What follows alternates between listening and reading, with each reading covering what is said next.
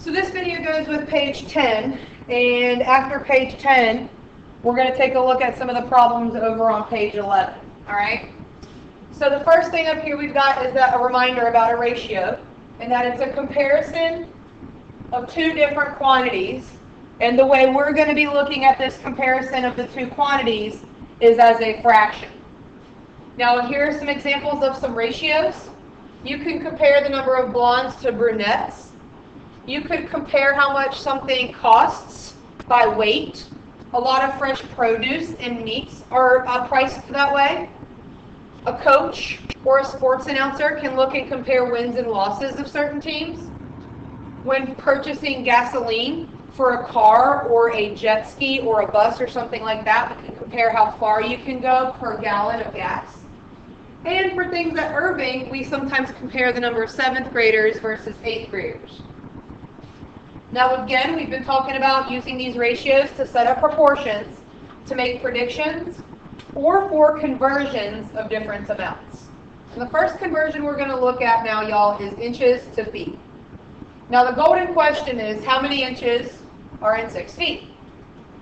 Well, if there's 12 inches in 1 foot, we could say 24 in 2, which means there's 36 in 3. We're just adding 12 every time. So there'd be 48 in 4, there'd be 60 inches in 5 feet, and here's our answer now, that there'd be 72 inches in 6 feet. But is there a faster way? Of course. We're comparing, once again, inches to feet, so we're going to set it up first with words. Now we're going to take what we were given. We know the scale is 12 inches, represents 1 foot, and we're now going to use that to predict what we want to know or convert what we want to know. And right here, when we solve, we're going to get that it's the 72 inches.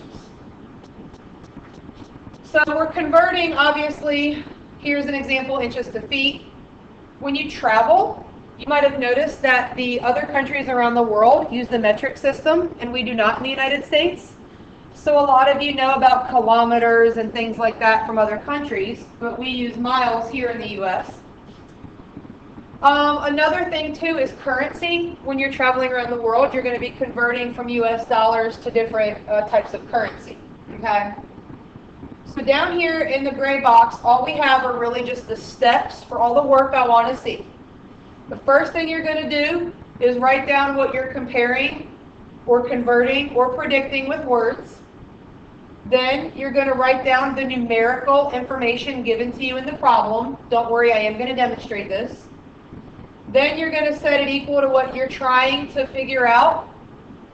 Now step 4, it's up to you if you're going to do a scale factor or cross multiply and divide. And then of course we're going to label our answer with the correct units. So that takes care of page 10. And now let's flip over and take a look at some of the examples on page 11.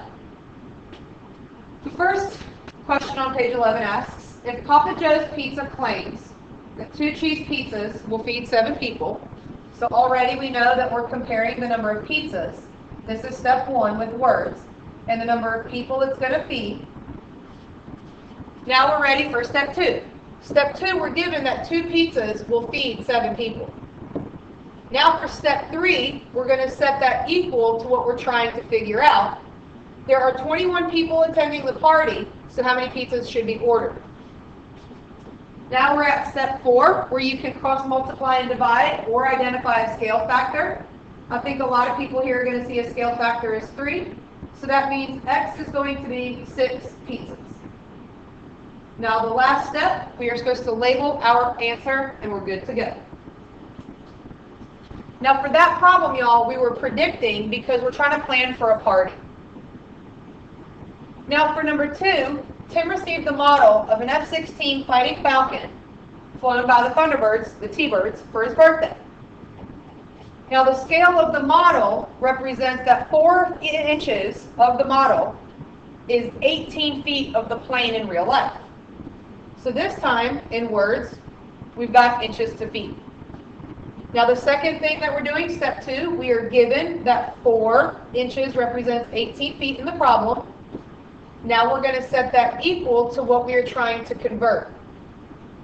We know that the model has a wingspan of 22 inches and the unknown feet is this time in the denominator. Now, a lot of people in this unit mess up because they think that x is always supposed to be in the numerator, and we can see here for this problem that what we're trying to convert is in the denominator.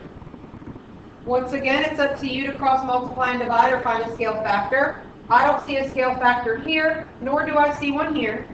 So I'm going to cross multiply for this one. And when we cross multiply 18 and 22, we get 396. Now we're going to divide both sides by the 4, and we get that it's actually 99 feet in real life. Now I want you to pause the video, and I want you to just attempt number 3 on your own. I really want you to pause it and try it on your own, and when you hit play, we'll go over it. So at the beginning of our basketball season, the Warriors won 11 games and lost 7. If this rate continues, how many games will they win in a normal 80-game season? So we're back to predicting how many games they'll win out of an 80-game season. So what we want to know is how many games will they win out of the total 80 games that they play. So what we want to know is how many will they win out of a total, of 80.